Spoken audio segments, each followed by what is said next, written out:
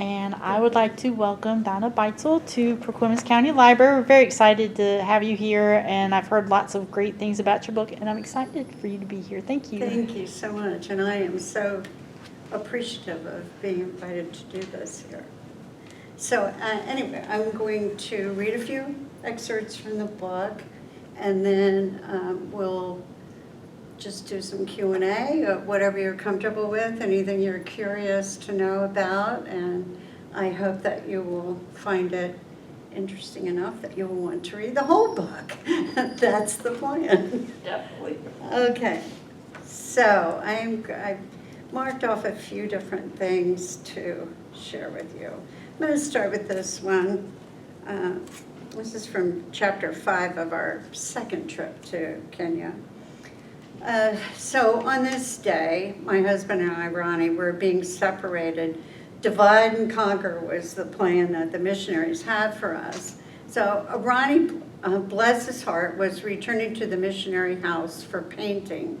They picked up yet another ladder. This one was just a little too short, but lighter in weight and more readily stabilized, leaning against the wall.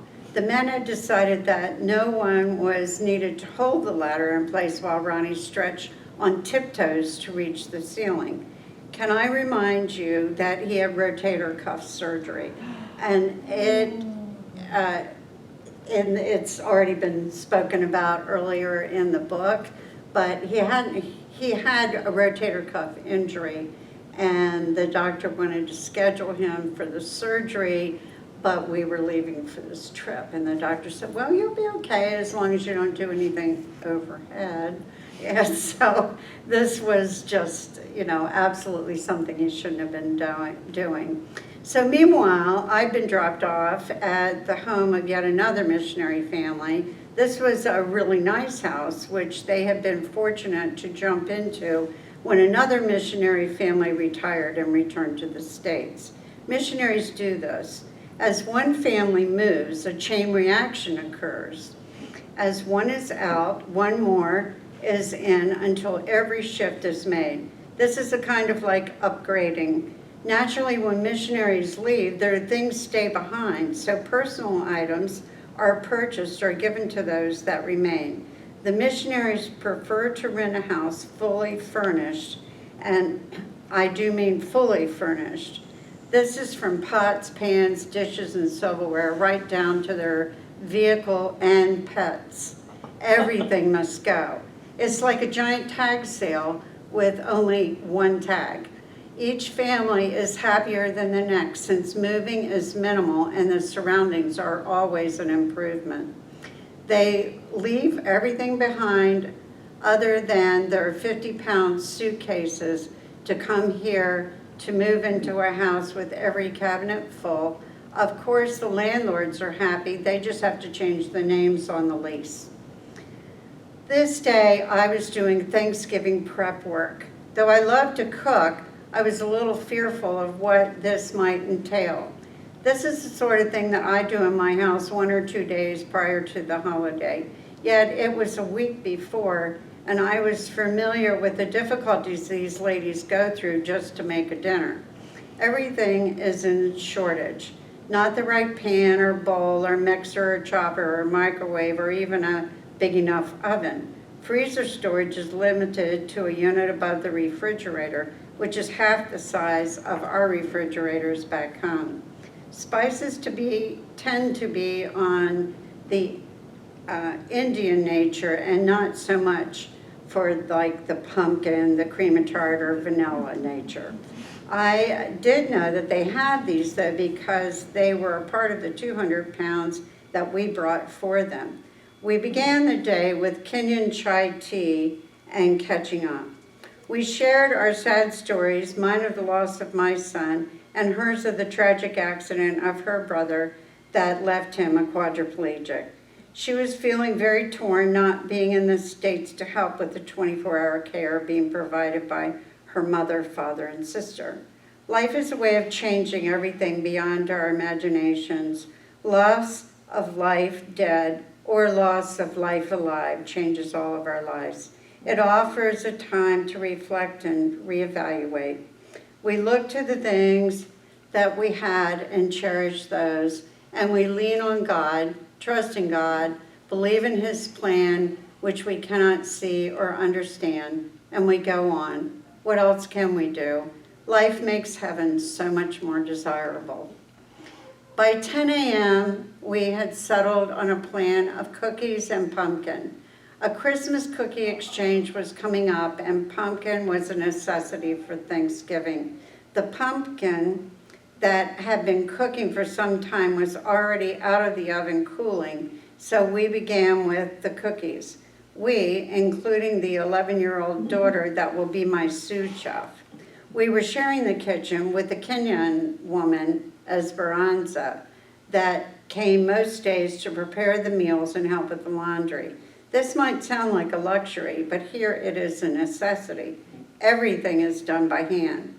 Meanwhile, in the living room, the missionary had returned to her missionary work as administrator of the School of Disciples.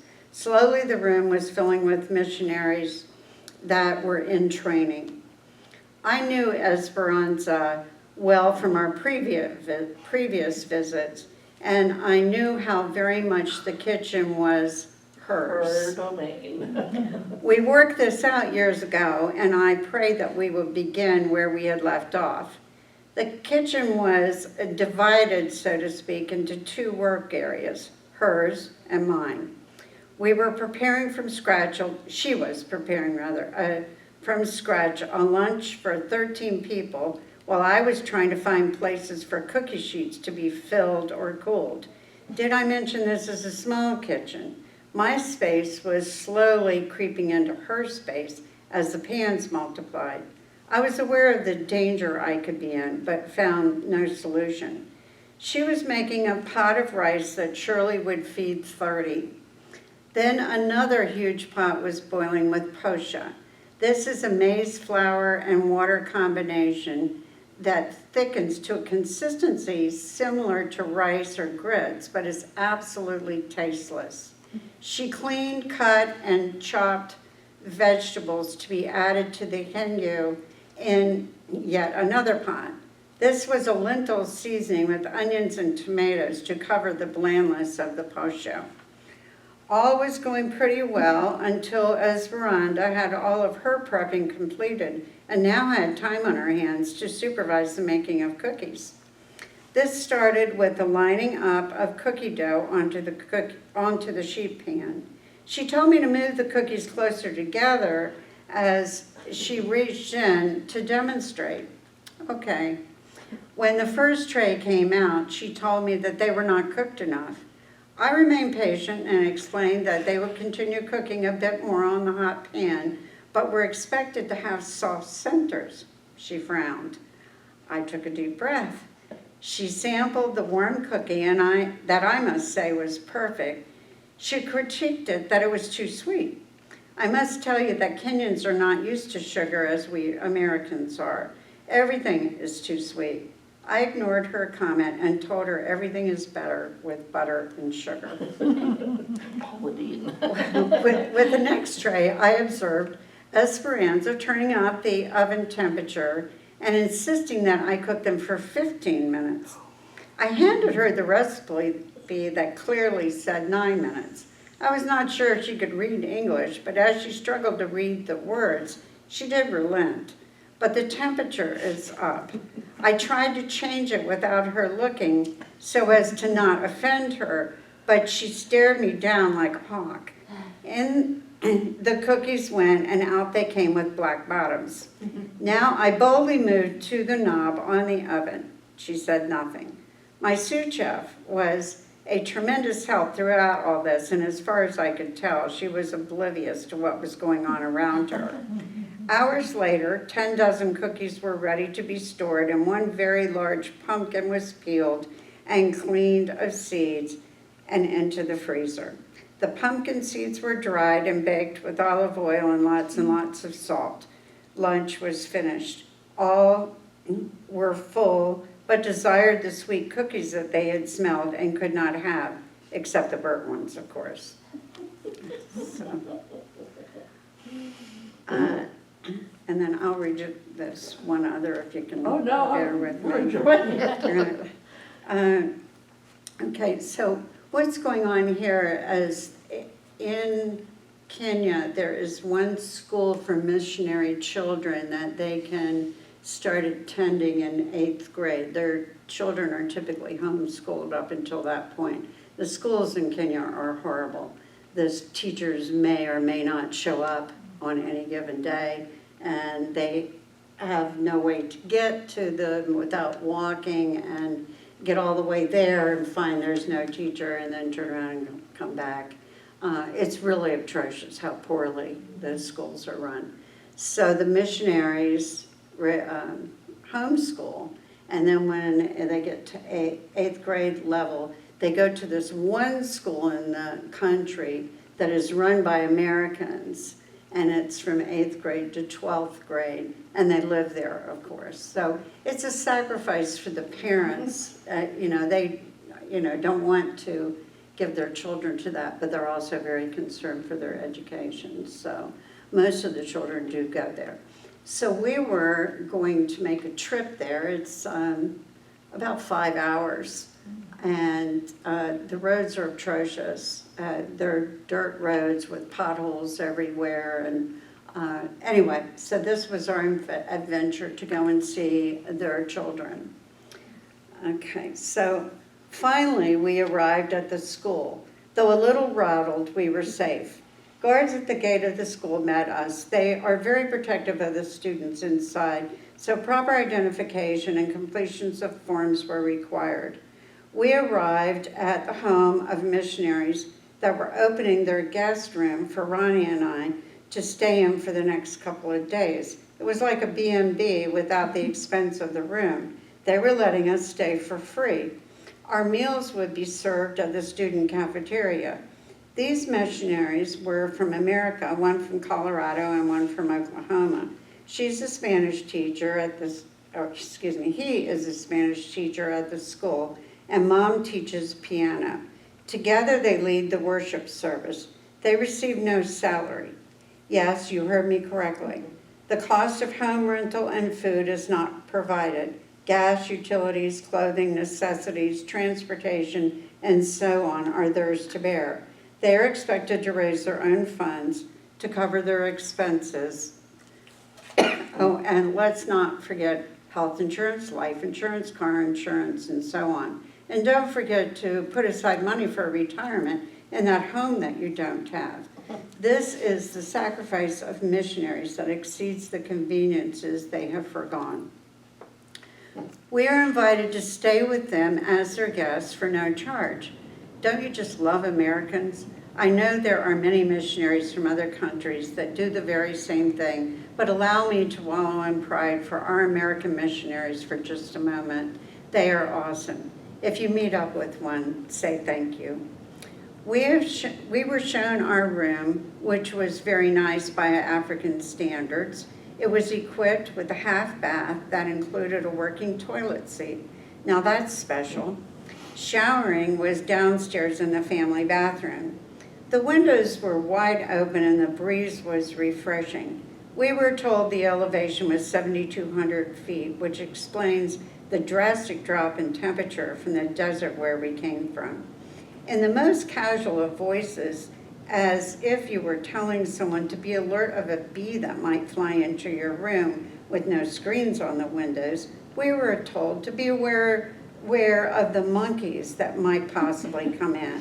If they do, just swish them away with the clap of your hands and a stern voice, she said. They are really annoying and they will steal your food, she continued. Is this happening?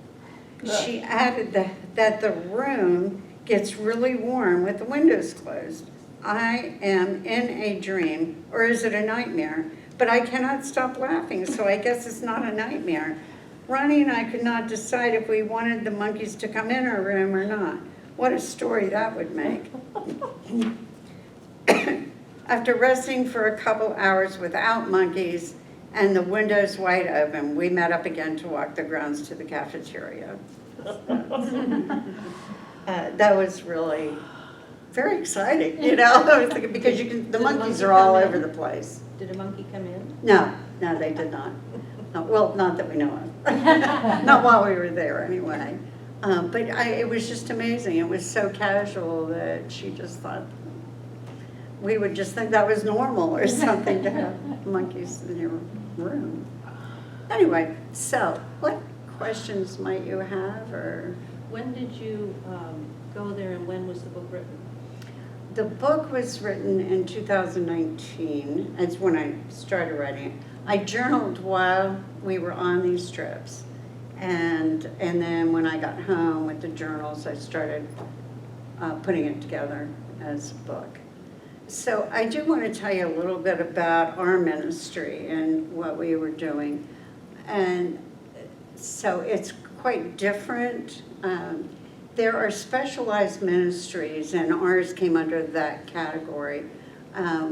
We went through 18 months of training to become missionaries, and our ministry was called Missionaries to Missionaries. And by that, we mean we would go to serve missionaries that have personal needs, which is far different than, you know, I know you hear of churches that go on short-term mission trips, you know, for a week or two to support, like building a house or working in an orphanage or working in a school. But this is not for their ministry, it's for them personally. So we would be called, like if a missionary, one example is, was having a baby, and they have no family. They have no one to help them, so you know, they just need someone that can fill in that space and make them feel a little more secure.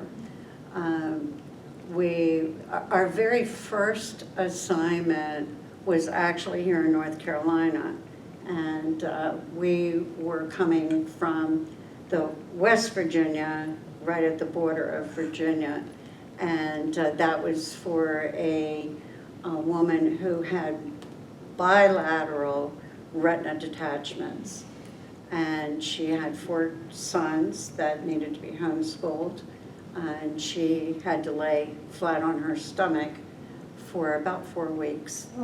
And so we basically went there to do the homeschooling, which was horrible. I swore I'd never do homeschooling again, but we actually did. Then it was looking after the boys and driving them where they needed to be driven and making all the meals and doing the laundry and all that sort of thing, so that the husband could go and do the ministry work rather than staying home and doing that. So that was our very first assignment, and that was about 3.5 weeks, I'd say. Then other things that we've gone to do, we went to Ireland to help a missionary family move to the other side of Ireland. And so that involved the packing and, you know, all the sort of things that we do here. And the biggest challenge of that was after we got there, he asked my husband, did he have a international driver's license, which he actually had, and because this missionary, they don't have a car, so they had no driver's license. So my husband had to drive the moving van, which was, you know, a huge moving van on roads that are with hedges on both sides. And, so it was really challenging, and it was several trips to get everything moved. But anyway, so that was another example of a trip. We went to Cameroon and worked with a family there. The mom was trying to complete her master's degree online, and she had 2 very young children, one that couldn't yet walk, and another that, 2 others rather, sorry. 2 others that were like 3 and 5, something like that. So our job was to take care of the children so she could finish her master's degree while her husband was doing the ministry. And that is so often the case. It's pretty rare when both the husband and the wife are missionaries. So usually it's a calling that one of them has and the other one supports, hopefully. Yeah. So that's basically the type of things that we did. A lot of people have asked, how did we, hey, Fran, a lot of people ask us, well, how did we become involved? Yeah, Or, how did they know to contact us? And that started by word of mouth through churches. They would hear, and we had an agency that did all of our financial things to keep us straight with the IRS. And so they spread the word to missionaries that were under their umbrella. And so the word just started getting around, and once we went to one missionary, then they heard, and so on and so forth. So we did this from 2007 until 2019, where we retired because of COVID. And our last trip was quite difficult for us physically, so we decided that it's probably just time for us to retire. You're going to areas that are so remote, and the physical labor of everything is difficult, and we're getting old, so we said, this is probably the best. So we did our last trip in 19, and then by the end of 19, I think I'm telling you right, so it was in 2020 that we actually retired. So yeah. Did you, from the time 2007, 2019, did you give up your jobs in the U.S.? Ronnie and I were retired. Oh, you were retired Yes. at the time? Well, when we were going through this training, the plan was that we would do that over a longer stretch of time, little bits, taking this course and that course and being sent here and there. And so our intention was, once he retired, I was already retired. Once he retired, then we would, begin. And so we got our first call. Actually, yeah, I said it was in North Carolina, but it wasn't. It was in Bolivia. Our first call was in Bolivia, and they wanted to run a home for these short-term teams that come in, and they needed somebody to run the house. So that was for 7 weeks, and my husband didn't have that much leave to take from work, so he retired. So that was how we came to be able to do it there moving forward. Any other questions? Well, I'm just curious what made you be attracted to this real change in lifestyle? Oh, that's a great question. God's call, I'm sure, but I'm just curious. Absolutely. I mean, I know when I retired, I was ready to step away from stuff. You Well, stepped into stuff. I had retired at 55, Okay. and my husband, how old was Ronnie when he retired? He retired twice. He was 47 the first time, and then I guess he was about 64, maybe something like that. And so we were, quite active, and we weren't ready to just not do anything. But we had thought, well, we'll do short-term trips, and we had done that before, and that was really our plan. But I'm going to step back a little bit because I think it's a kind of interesting story. We had moved to Florida, moved back to West Virginia where we had raised our children, and they're now off, gone to college and have their own lives. And the home that we raised our children in came for sale. And we already owned another home now when we came back. So it was on a short sale, and it was a good price, so we decided that we were going to buy it and move back into the original home. So we had someone come out and give us an estimate of how much it was gonna cost us. The people had, in my opinion, destroyed it. And like tearing out walls, never finishing any job and moving back to the next job and on and on. And so the house was a mess, physically a mess, not like dirty mess, but anyway, we really wanted that and the kids really wanted it, so we were like, all right, we're gonna buy this. So we put a contract on it. And it had been accepted, but we hadn't done anything beyond that. And we went to church this uneventful Sunday, but they had a speaker come in. His name was Bobby Bonner, and he spoke on how he was a famous baseball player, and he received a calling from God to go into doing missionary work. So he left his career, and so I was like, well, that's nice. But as I was sitting there, I just felt so convicted, like God put on my heart that I needed to hear that and I needed to do that as well. But we had a contract. We were buying our own house, you know, and that meant we would have another house to sell, so that wasn't gonna work too good. So I'm thinking, as we're coming out of church and we're riding home, how am I going to tell Ronnie about this? You know, and I don't know how he's going to receive this, but I mean, it was like feeling like lightning struck you, you know, and I just felt absolutely convicted. So in the car we go, heading home, and at the same time, we both said, I need to talk to you about something. And we both had the exact same thing to tell each other. So there was no question in our minds that this is what God wanted us to do.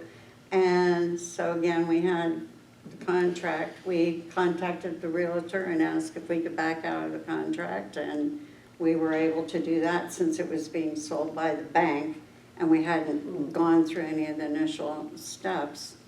And we kept our home, you know, because we were back and forth all the time.